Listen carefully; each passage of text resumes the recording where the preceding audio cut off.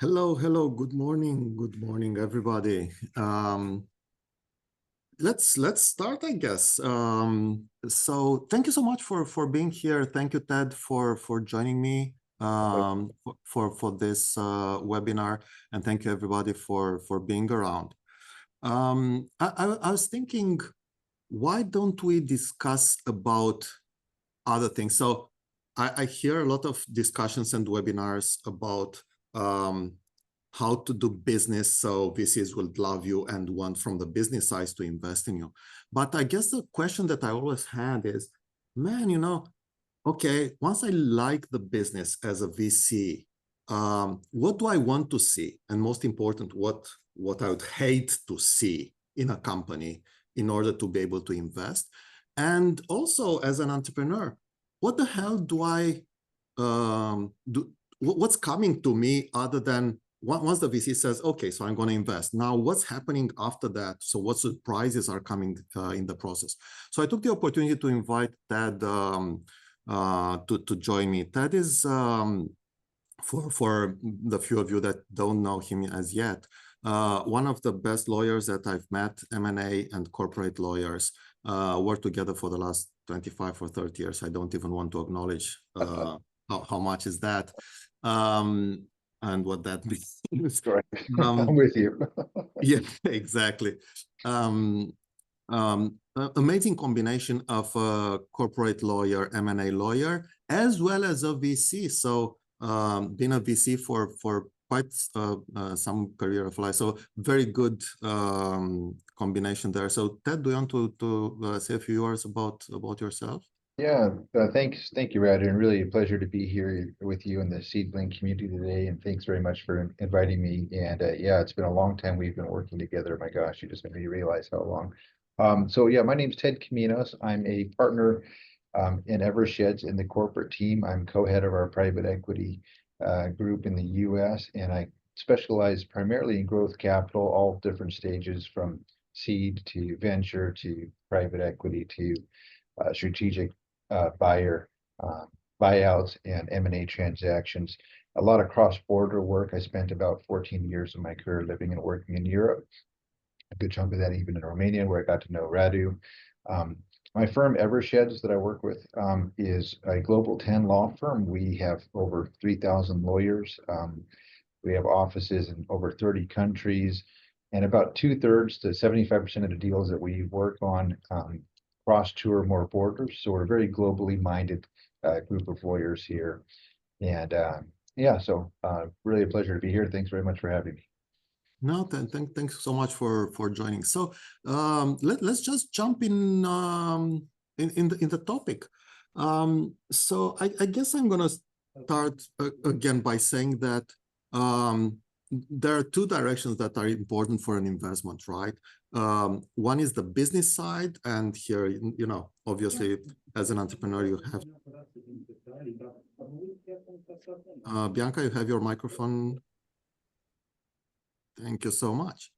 So I was saying that there are two directions that are important for investments. One is the business part, which is basically the you have as an entrepreneur to have traction, to have sales, to have the team, the right team, and all this good stuff. And everybody is trying to work on this, and these are really very important at the end of the day. But there is a separate place where people don't necessarily speak about, and this is the structuring. And we're going to speak about this these days. So I guess that my first question is, put your VC hat, and once the business makes sense, so you see a company, the business makes sense, it fits your thesis, it does have traction, the stage of the investment fit to your thesis, there's a good team, etc., all the good stuff. What else? What are you looking to see in the company to invest in it from the structural point of it? Well, from the structural point of view, I mean, let me start with my VC hat for a second, then I'll pivot over to my kind of legal hat. I think for my VC hat, and I do some seed investing, and I also participate in a fund that does some investing. in early stage companies. I think the biggest thing I look to in terms of structure really is how is the management team incentivized? How broadly are that economics spread out? How unified are they already in their alignment as a team coming to this? And are they all in? Are some working part-time only? Are they realistic in terms of exit expectations and alignment on their dilution that they're going to be facing? Are they really well structured in terms of their cap table themselves as a management team? And I think the importance of the management team is something I've really come to as a VC investor now, really focus on probably more than anything else. I mean, more than the plan, more than the product, more than their run rate. You look at everything, but to me, the team is where I really focused my personal um, focus on when it comes to finding a company I like. Now, you can have a great idea and a great product, but if you don't have the right team behind it, it's just not going to be the same as the inverse. I'd rather have a great team and maybe not the best product, but knowing that a team will get it there at the end of the day. So for me, the team has been like, from a VC perspective, what I focus on the most and how well organized and how well the economics are spread out amongst that team. It's not just one guy or two guys that are really driving the whole ship, but there's really a dynamic team, complementary team, and they're all well incentivized and are, kind of walking in lockstep.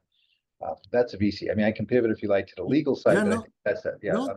Let's pivot if that's okay with that. Let's pivot on the negative side now. So Sure. these are the things that you want to say, and that I fully agree with you. So the team is the most important part, and the incentives and the alignment and everything. Let's go on. What are the big no-nos? I mean, if you see an amazing opportunity and everything, but there is something that does not check the box, and something that you don't want to see. If that's there, you don't want to invest. Yeah. I mean, I'll stay on a team theme for a second. There is one guy at the head that is running it all, dictating it all, championing it all, is all things singing, and dancing to everybody. So you wouldn't have invested in Elon Musk? Well, that's a dangerous question because, I've obviously done so well. But no, I mean, actually, probably not on a cold. If I was a cold call, I probably wouldn't have, because I would have said, Yeah, wow. he's an outlier. Yeah. I think I've just come full circle on this. There used to be a time when I really thought, wow, this is an entrepreneur I want to follow to the hilt, this one guy. But I've really changed that in my own personal investing, having seen that you really need to look. A startup is tough. It's scrappy. No matter what you do, no matter how great your plan is, stuff's going to happen. It always does. That runway is always going to get elongated. Your plans are going to go sideways. You need to have a team that can really work together and pivot and be in alignment and go down that road together. So I don't know if I answered your question there or not, Radu. But I think your point was, what do you look to avoid? And mine is like one guy, one leader only, coming to the meetings, coming to the presentations, being all singing and dancing. I'm really looking to see, are 4 or 5 people in front of me? Are they the guys that are joined up talking to us? What about things like claims that could be there, and you find it in the due diligence, or even if you don't find them? So this type of things that could actually derail the deal completely. Well, look, I mean, putting on my legal hat, I think there are a lot of things, a lot of pitfalls I would avoid. And yeah, let's talk about claims for a second. There are a lot of times when early stage companies are making promises to people, bringing in advisors or others that they feel can help, and are granting equity positions or economics, and then things go well down the road, and some of those promises are forgotten, and claims start to pop out of the woodworks. So that's a red flag.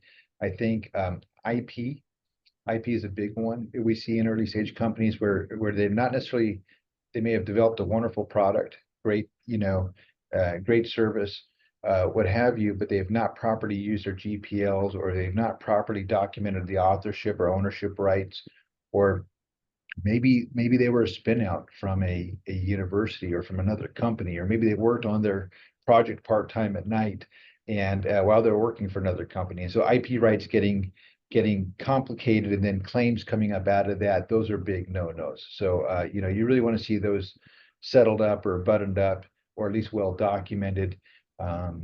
Yeah, so those are two areas I see claims in a lot. And I mean, other kind of no-nos for me are, and what you see a lot in early stage companies are, well, I'll just say, you know, kind of disorganized cap tables, not very well structured cap tables, not really being, you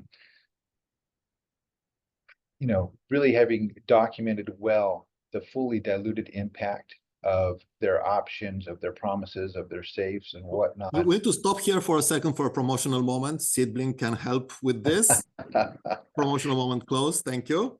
It's so important. It's so important to get the cap table right and your equity management right. And I think that's almost fatal if you come and it's just really a disorganized mess. You know, you want, well, I'll get to you a little bit later on the funnel to even get to the point where you're attracted to a VC, but you don't want to be in a place where you got a disorganized cap table, or you've not really thought through the dilutive impact of your future funding rounds, and those come as an unpleasant surprise to you. You want to have a dynamic model and dynamic cap table where you're really thinking through in advance. You know, if I go through this round, I'm going to be at Y, and if I go through this round, I'm going to be at Z, and you are fully aware of where you're going on your fundraising journey, you know, and the impact of that on your cap table.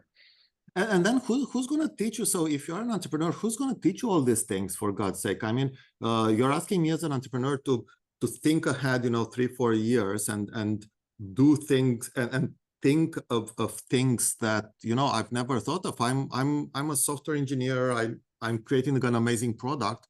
What the hell are you speaking about? Yeah, this is what you see time and again. And let me spend a minute and just talk to you briefly about the funnel for a second, because I want to talk about, you know, if you are going to go fundraising, how hard it is and how you want to be prepared. Let's talk in a minute about being prepared and how you go about being prepared. But let's talk about how important it is to be prepared, because for every VC fund that makes an investment, you know, one investment, on average, it's looked at over 101 is the average opportunities. And then through that, about 1 in 20 end up in due diligence. Okay, so you've already narrowed the funnel quite a bit. And then when you get through that, only about 2 get to a term sheet. And then you finally get to the one that consummates the deal. So you know, it really is a very, very narrow funnel. And if you are lucky enough to get to the point where you've got them interested in doing due diligence on you, and you've got them interested in doing a term sheet with you, you've really gotten down to the very end. And even then, you've only got a 50% chance of conversion into a deal. So what you're saying basically is that once I mean, as an entrepreneur, I've got a term sheet. I'm dancing already, right? So you're telling me that it's only 50% from the term sheet to consummate the deal, to close it. Well, first off, super congratulations on getting a term sheet, because you've gotten down to the 1 in 50 chance of getting the term sheet for that particular fund. So that's great. You're already there. But if you have not prepared well in advance, so let's talk about, you know, how you get prepared. And you've onboarded a term sheet, but you don't know half of what's in there, and you're educating yourself and negotiating at the same time, you're probably going to bungle it and not get that conversion rate. So, you know, you're right. How do these early stage entrepreneurs who are really good at what they do, software development or their business, and they know their business, they don't know, you know, there's a universe in this. There's a reason why their attorneys specialize in this. There's a reason why there are NVCA and EVCA precedents that are market standard. There's a universe in venture financing. And those entrepreneurs that educate themselves in this process in advance and are prepared in advance, I think, have the highest chances of coming out the other end successfully. And how do you get there? You have to reach out to your friends like a Radu Georgescu, or those that have been through the process, and, you know, educate yourself a bit and glean insight from people that have been through the process. Don't discount, I hate to say this as a lawyer, but, you know, so many people discount the value of a lawyer until they need a lawyer at the very end, and then the value suddenly goes way up. But the value of a lawyer can be quite helpful early on in educating you before you get the term sheet. You know, understand what a due diligence questionnaire that you're going to receive looks like and be prepared for it. Understand what a term sheet you're going to likely receive is going to look like and be prepared for it. So then when you finally hopefully do get one, your chances of conversion are much, much higher. So, we can talk about this a bit more if you like, Radu, but I think over Yeah, preparation. absolutely. Yeah. Absolutely. Yeah, by all means. Yeah. So I think many entrepreneurs come to this exercise really unprepared, a bit maybe overconfident and maybe oversimplifying how complicated it really is, right? So, if you talk about, for example, let's say you've made it through let's say you've done all your great, you've done your singing, your dancing, you've been on stage and you've gotten the interest of the VCs, great. And now you're getting to the point where you're down to the 1 in 20 they're going to get to due diligence. How are you going to be successful through that process? It's a highly scrutinized process. They're going to put you through the ringer.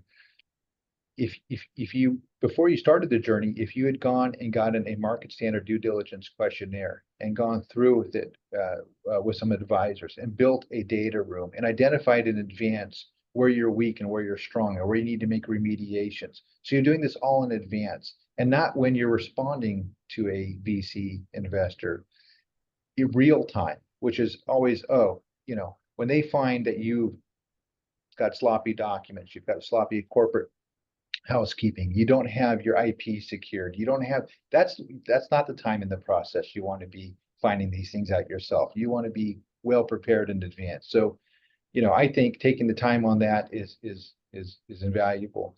And we've got one company, for example, in Romania that we're working with right now. And to their credit, they did exactly this. They had a friend law firm that they worked closely with. They have spent months building a data room, going through, having this legal team go through their due diligence with them, identifying all sorts of problems and issues in advance, and getting it all buttoned up. So then now I know when they go to get their offers, which they're going to get, they're going to be very responsive on the DD side. And I'd say the same thing on term sheets. I would take a term sheet example off the internet from the EBCA or the NBCA or ask for some friends that have been through the process and study them and understand what you're going to give up in veto rights and control rights, what you're going to give up in the exit process to an investor, what you're going to have to deliver in terms of information rights and reporting, and what good leaver, bad leaver provisions may impact you. But if you don't know, if you're not familiar with all those market standard terms and you're learning about them and trying to negotiate them in an off-market way, real time, you're going to jeopardize that 50% conversion rate and make it much less. So I just think you can't over prepare enough as you start down this journey. A couple of questions here. So what you are saying basically, I'm the entrepreneur and I'm in the process of raising money, so I don't necessarily have a lot of money, and you're asking me to invest quite a lot of time while I'm trying to run a company in any case, and other resources, money, whatever, to prepare for something that I don't necessarily know if it's going to go through as a VC. Is this type of the chance that I need to value if I want to take?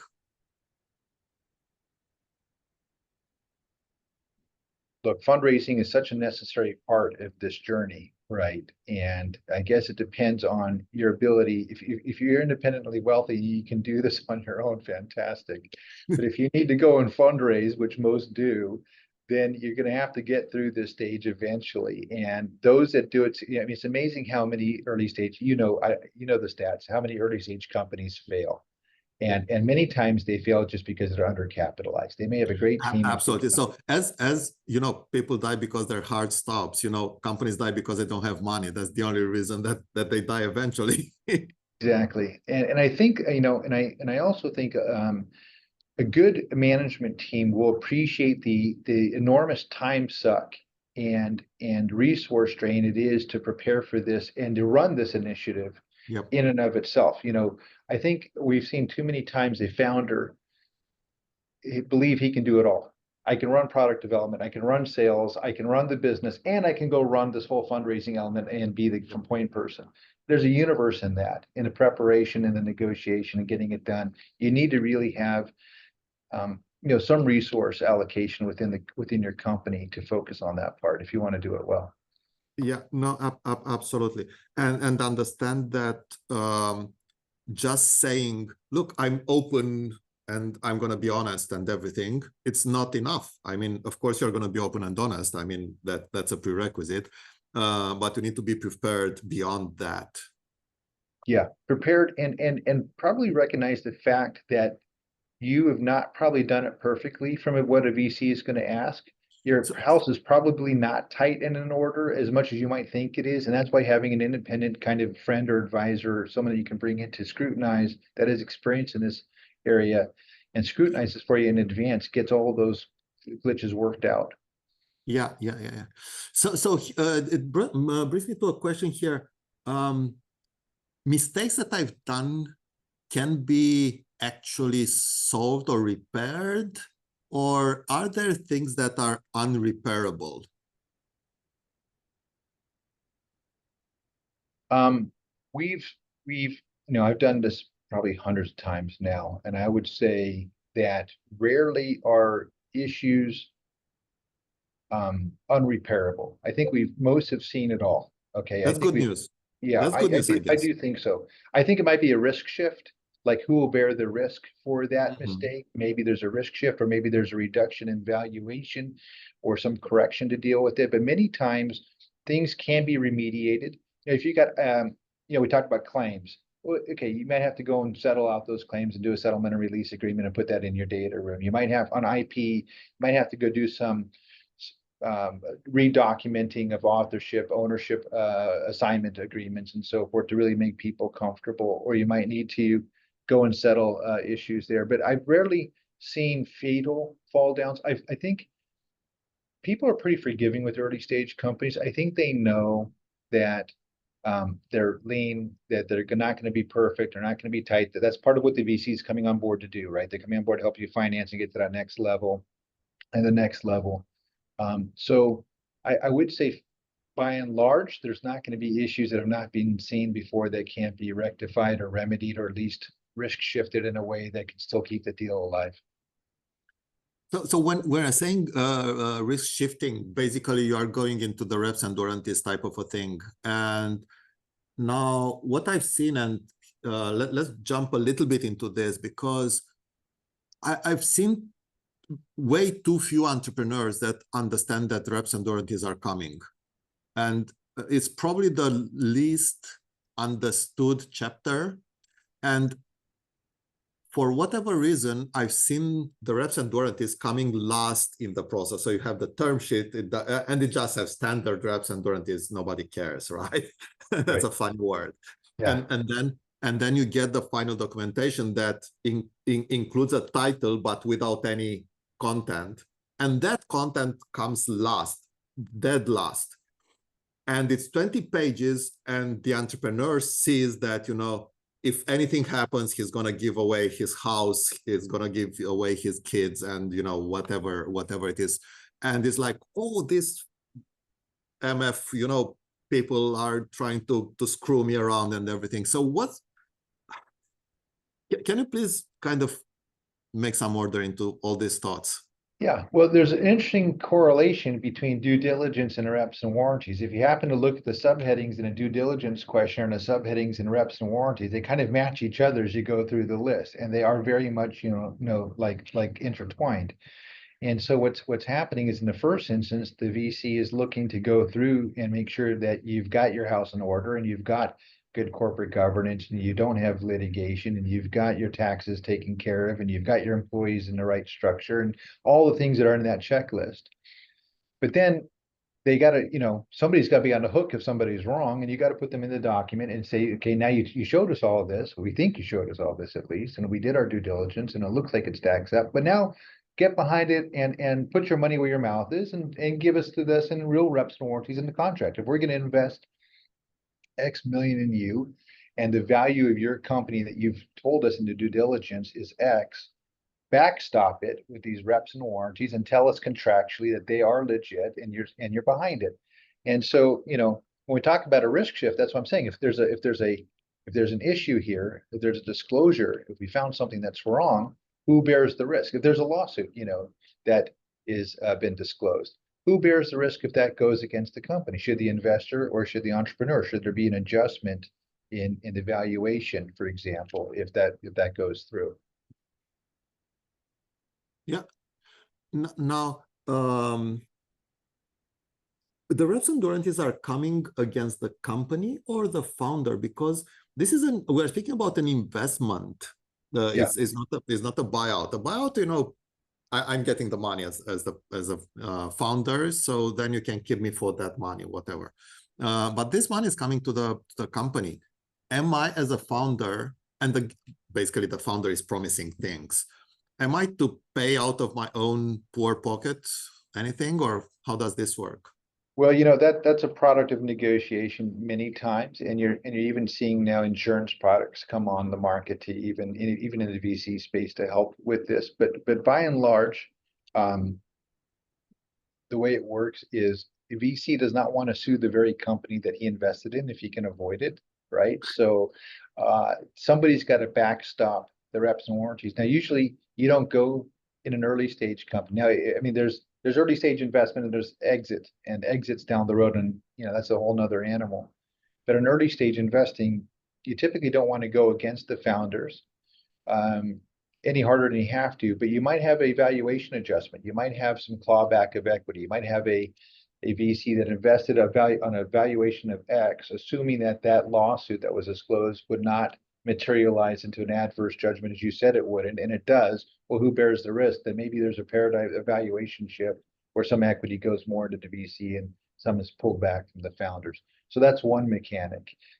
Rarely do you see money being clawed back from founders and early stage companies because usually they don't receive money. The company receives the money, as you said.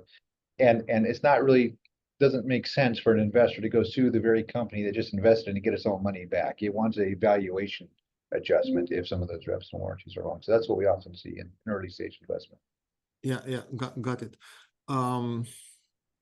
That another thing that I'm sometimes I see entrepreneurs not understanding are a few words that are sometimes hidden and they don't. So you're in a position, and I'm speaking about preferred shares with a preferred exit in the waterfall, right? So basically, there is, when you negotiate the business part and the valuation, there is a gap into the entrepreneur's expectations, and of course, entrepreneurs going to say that my company, it is worth $100 billion, you know, whatever. Then the VC is looking there and say, yeah, maybe not really, and there is this gap, but then, you know, both want to make the deal. And here the VC is way more experienced in this mathematics and all the expectations and deals, and they come with all kinds of solutions that gives the entrepreneur the visual of a big valuation, but actually the financial outcome is as the VC wants. And the preferred shares are one thing, whereas, you know, they get more. They get first the outcome. So can you speak about this? How did you see founders reacting or understanding or not understanding this? Is this something acceptable? What's in today's world, how this work? Yeah, no, it's a really good question. And I think you're absolutely right that we've seen many a term sheet for many a VC or early stage investor that comes with, I'll say, creative, maybe convoluted preference mechanics that you really do need to model out through a bunch of different scenarios to really understand the implications. And it's not uncommon for a VC early stage investor to have some floors on their, you know, on their return profile that they expect as a preference before others participate, founders participate, other investors earlier in the life cycle that they take a priority over. And so I think it's very important to do a deep dive and understand exactly what's being proposed and to model it out very carefully and understand the financial implications. And this is also where I think it's important to get your staging right. You know, a lot of companies will, with early stage investors, maybe give away too aggressive terms early on, and that will really frustrate your ability to layer on subsequent investment rounds later. You know, there's a reason why it's called Series A, Series B, Series D. And the whole idea is to build, you know, complementary layers of investment seamlessly in a way that investors know what they're going to be getting. If you follow the kind of the precedents and market standard, and if your early stage investors are too aggressive, they're going to really mess up the ability to attract subsequent investors because the priorities are out of whack in the earlier stack of the investment cycle. So, you know, I think it's important to have good advice early on, not to get too desperate early on to take terms that might be attractive, where seemingly attractive up front, but are going to frustrate your subsequent investment rounds as well. And as you well know, I think, Radu, it's a journey, fundraising. It almost it's you know, it's not a one and done. It's rarely ever a one and done, I should say. It really is a journey, and you really have to go through multiple rounds to eventually get to where you want to get to. Yeah, so in today's world, is this VC model still there? So do the VC, I mean, companies are, I'm kind of switching gears a little bit here, and we're kind of getting close to what we are speaking about. So please, by all means, drop questions, everybody, in the Q&A panel, so we can then in 2 or 3 minutes start to take them. And benefit of Ted's time, which is very precious here. So let me come back in today's world. Is this model of VC that invests in high growth company, negative EBITDA, you know, just huge promises to become unicorn, but really very not making money today? Is it still working? Is it still accepted? You know, I think less so in this market. I think it takes more than a good idea these days. I do think that you've seen a change in the last, I say maybe 5 years, maybe a little bit more, where revenue is kind of king. I mean, you know, there are a lot of VCs that won't even speak to you unless you're, at least here in the States, you know, 5 million north in terms of revenue.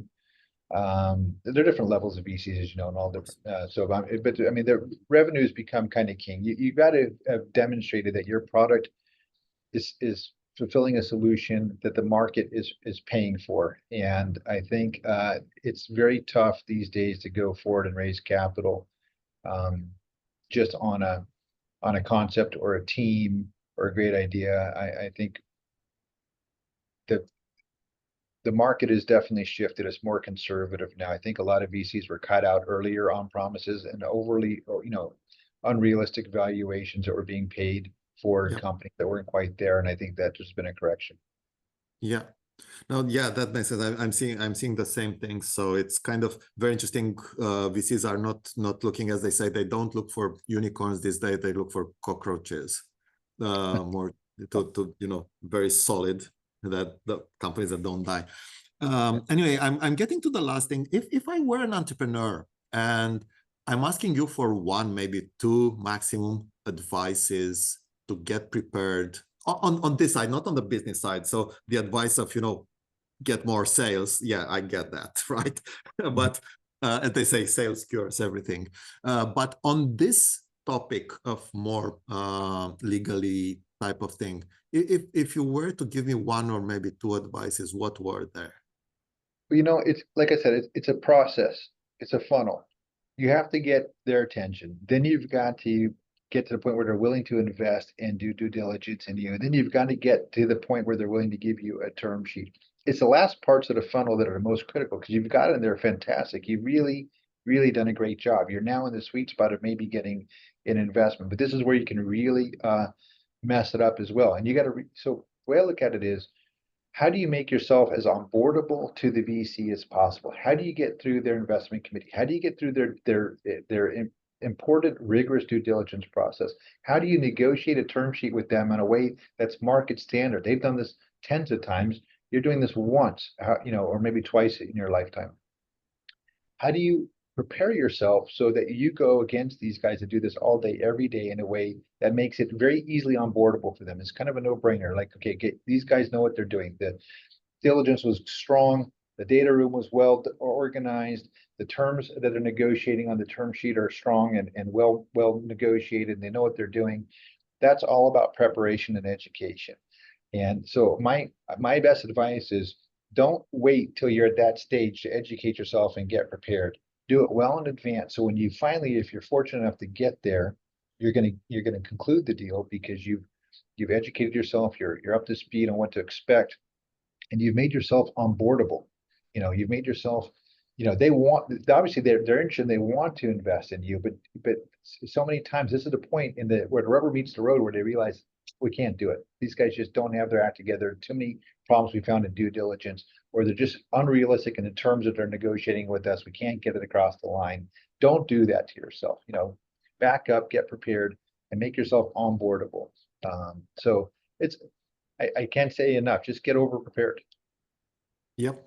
No, that's an amazing advice. And I as well believe that a company should fundraise every day. And somebody in the company needs to actually understand the VCs, because the VCs are like customers. You sell your product to your customers, you sell your company to a VC. So you need to understand what the VC is looking for, how the VC operates. You need to understand your customer, you need to understand the VC. And be in this continuous process where every day you are updating your pitch deck, you are pitching in the elevator. If you meet somebody, you are prepared, you have your data room, as you're saying, and everything put well prepared. So that's amazing. Super. So I guess that's great. So let me just take a few questions if that's okay with you. So in Romania, usually the proposal is always to put the warranty on the founder, and it's probably the point where negotiations with Romanian investors stop. I'm curious if the international VCs do adopt to the local market and try to apply the same. By and large, if you're talking, and we should talk for a minute about international VCs and investors and how many of them are from the States or from other parts of Europe that will cross borders and invest in other countries. And I would say by and large, they don't adopt the local practice. They stay with their own practice and will stay with their own precedents and their own forms and their own practices they're used to at home. I mean, there's some things that naturally have to be tailored to in country, whether it's the share issuances and some mandatory things. But by and large, they bring their practice to you, not the other way around. They don't adopt your practice and bring it back home. And one thing I think be interesting to, hopefully of interest to mention, is we're seeing more and more foreign companies pivot their cap tables and their practice a little bit more to where they want to attract investment. So, for example, we're seeing a number of companies in Romania and in Turkey and in the region pivot and bring their cap tables to Delaware.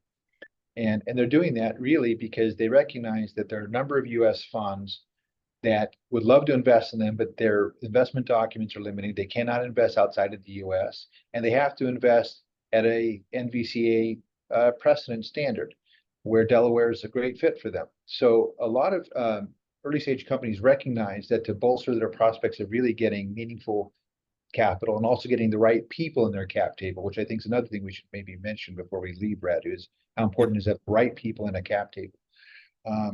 But to attract that, they actually go and chase the practice outside of their own country, and they actually go and chase a cap table elsewhere and set up a migration there to attract capital. So I hope that answers the question. Yeah, no, absolutely. Coming back to what you're saying about the right people in the cap table, are you referring to the debt equity type of a concept, or to kind of the help advisors type of helping people? So can you please get into that? Both really good. And I think what I was getting at was to hit unicorn status, which of course is what every entrepreneur sets out to hopefully, do. I mean, you don't get there without the right institutions in your cap table. It's just you've got to get to the point where you've got the right branded institutional VCs in your cap table. That brings you to the next level and to the next level. I think having, there's a point where local funds are great, local angels are great. You need to get going. But at a certain point, you have to get to attract the right investors into your cap table if you really are going to penetrate through to the next level. And it's amazing how they can truly help you get there by attracting even more of the right type of VCs and the right interest, and how if you have the wrong people in your cap table, how it's kind of self-fulfilling. They kind of turn people off from investing in your company. But how do I arbitrage this? Because, you know, I'd love to have Anderson Horowitz in my cap table, and I know that, you know, they're going to be helpful and everything you're saying. Yeah. But at the end of the day, the only available money that keeps me alive is my cousins from Namibia type of money, you know, whatever. So do I take them, or what do I do there? Well, that's where you know, I have an example right now where we're assisting a Turkish early stage company, great prospects. It's a market leader in its space. They really were fundraising too much in the local market, raising a little too much in the region, in fact, and we actually helped them identify a resource in the States that really helped them go and package and present to all the other types of what I'll call perfect VCs for that. So I think it's having you got to be intentional about it. You've got to be actually willing to go further afield, get the help you need to get access to those. If you've got, you know, it's easy to be comfortable in your home jurisdiction and in your network, but sometimes you got to find the assistance you need and recognize the assistance you need to get into other markets and find the right resources to help you do that and get in front of those guys. Yep. So getting kind of on short question, can you recommend any book or resource on how to prepare for the legal side of fundraising before bringing on legal expertise? Raj's reference is Venture Deals by Brad Feld. Yeah, it's a good question, and let me look at that.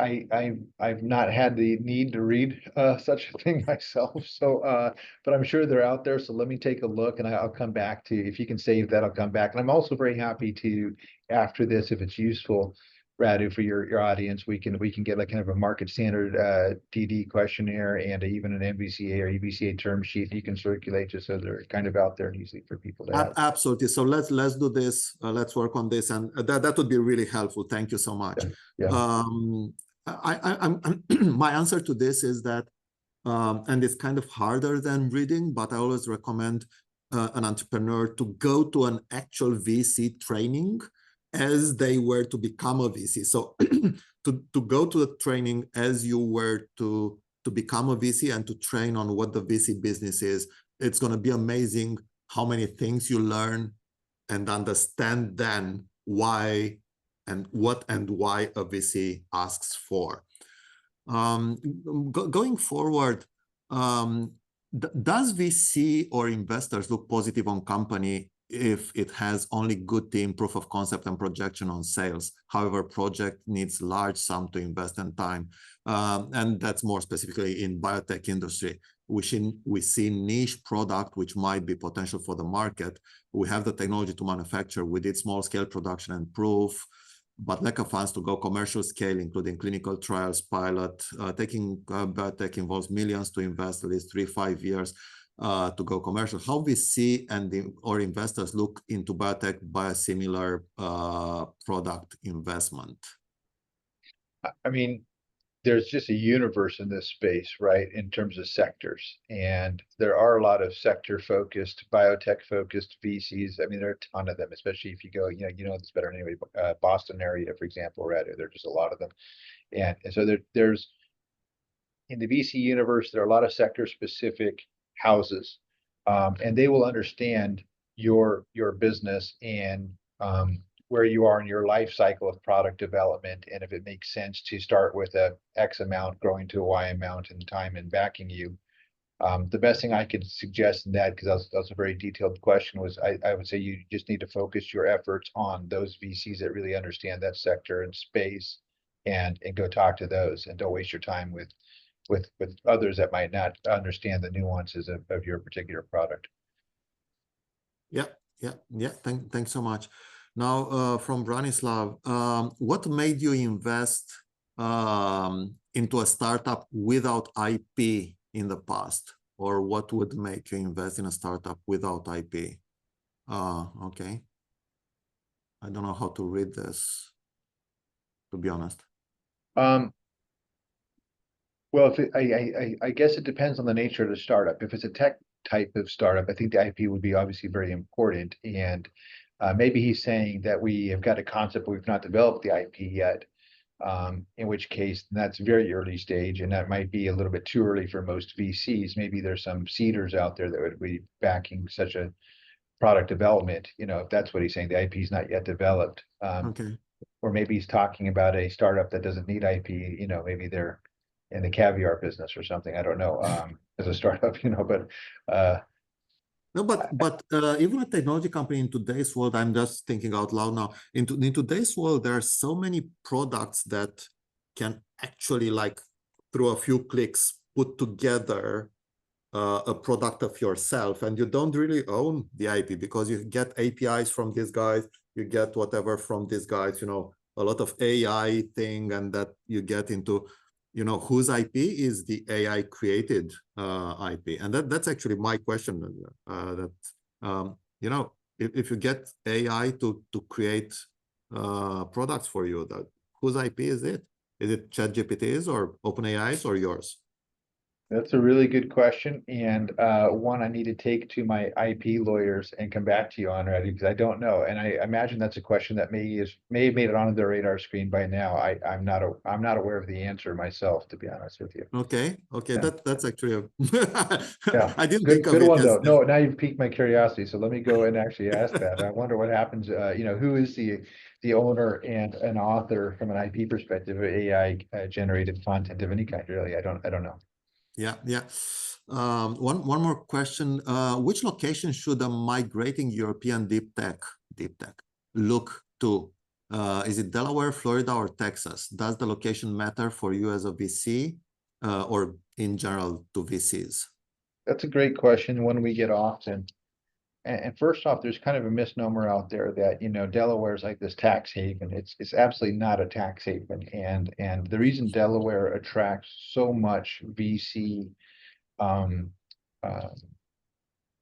corporate establishment and cap table migration is Delaware is just by far and away the most proven and best corporate governance and legal environment in the nation. They have the best court systems, the best precedents, and the best corporate law surrounding these type of private investment arrangements. And so it's just hands down the most advanced in terms of its practice in this area, and which is why so many VCs and funds documents require them to actually be there many times, because it's such a good model.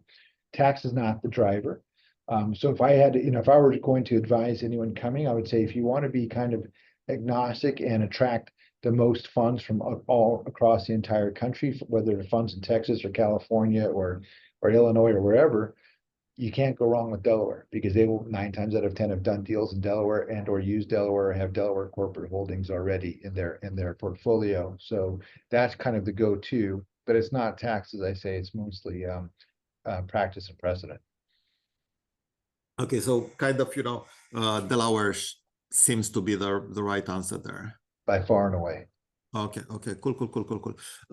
Just to kind of comment here on behalf of SeedBlink now, publicity moment.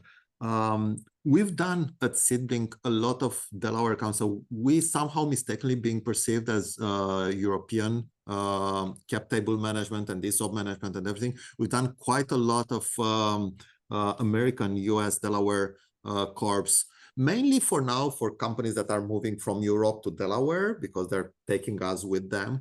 But we are doing all the 409A forms, so all the specifics of the US type of requirements to be there. I guess that's really well prepared, a good way to prepare for moving to the US together with your cap table, with your ESOP, and with all the tools that gets there. Okay, so look, we're kind of getting close to the end of it. If there are no other questions, I guess I meant that I'm in a scalable industry. Branislav is coming back in a scalable industry and do not really have IP that can be protected other than knowledge and systems. But I guess that's an IP in itself. knowledge and systems? Yeah, I mean, knowledge could be a trade secret IP that, I guess the core question you're gonna have to ask yourself, and sorry, we don't know the details about Slav, is just how replicable is what you're doing, once you've garnered interest and you've shown people there's money to be made there, how quickly can what you're doing be replicated? Yep. Or developed by a competitor? That's, I think, the first question any investor will ask themselves.